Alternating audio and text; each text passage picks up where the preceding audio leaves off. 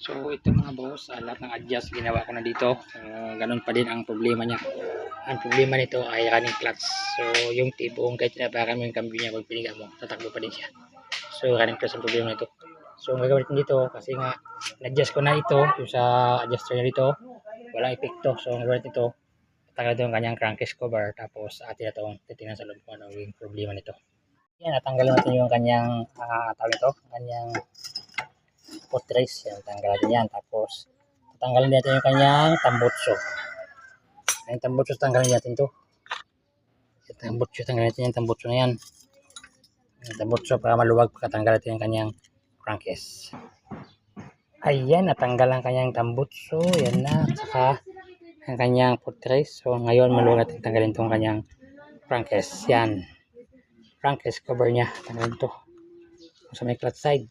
So tanggalin natin yan. Gagawin tayo ng 8mm na bearings. Yan, 8mm bearings lang. Yan, yan siya gamitin 8mm bearings. Gagawin natin yan, bago pala yan, yung kanyang oil muna ating i-drain, yung oil niya, para pagka-version to wala nang oil na tatagas. So ayan, at na-drain natin yung kanyang oil. So ngayon pwede natin itong buksan ang kanyang crankcase. So natin ang 8mm na socket rings.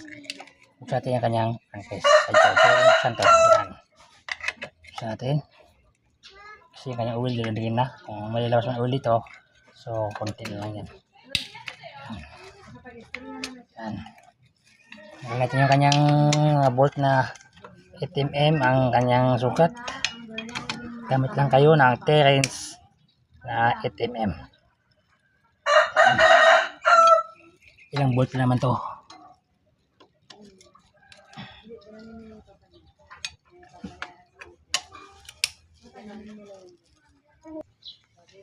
Ayan, at nabuksan natin siya. Ito na yung crankcase niya. Ito na yung lubog niya. So ngayon, check natin dito mga boss. Ito, yung ito niya.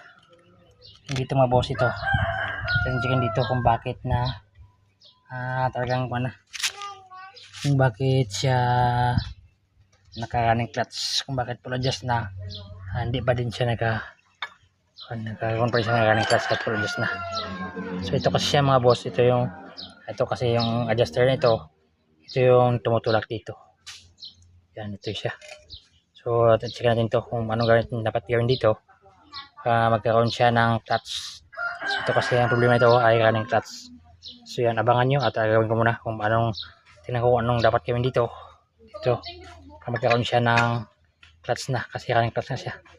So check ko lang ito mga boss, tanggalin ko to. Check ko yan. So ayan mga boss, at nakabit ko na mga boss. Pasensya na kayo at hindi ko napakita kung paano ang ginawa ko mga boss, kasi nga nalubat ng aking cellphone.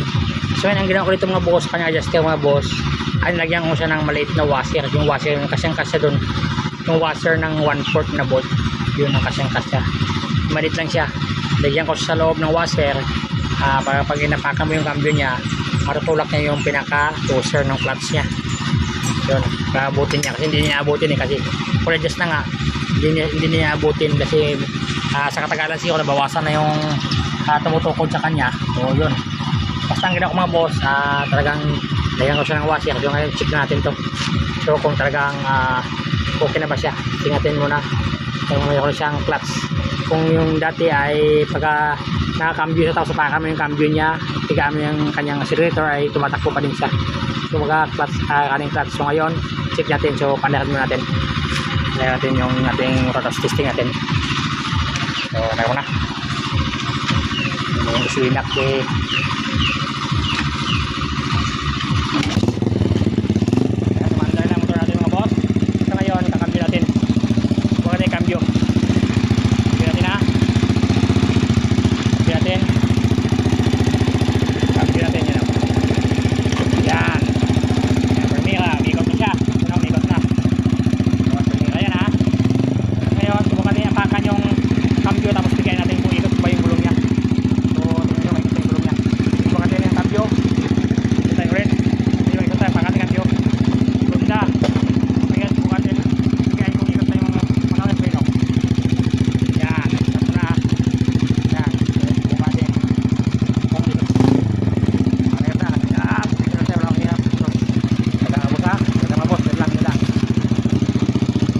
So ito mga boss, nag-shop tayo ng kasama natin para maghawak natin yung cellphone. So ito subukan natin, magkakapyo tayo.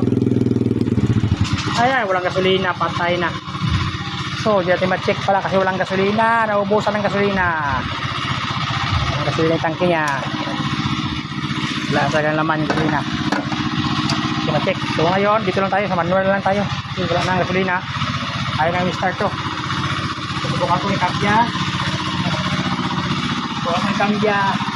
Yan, neutral yan o. Yan, neutral. Lagay ko niya. Kambya ko. Kambya ko ha. O, yan. Tuloy ha. Tao, yan. Yung ikot. So kayo, subukan ko yung kambya ulit. Segunda. Tigilan ko yung kambyo. Yan, ikot na siya o. Yan. Ibig sabihin niya, meron na siyang clutch. Natigaan mo yung aswelo niya para kapag sa kambya yung pamo, so hindi na takbo. Tawag yung kambyo. Pero, yan. Yan, neutral. Yan. Yun lang.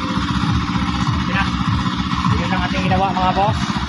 Basta yung ginawa natin dito, sa karing clutch niya ay nilagyan natin ng washer. Yun yung kanyang pinaka-toaster ng clutch niya.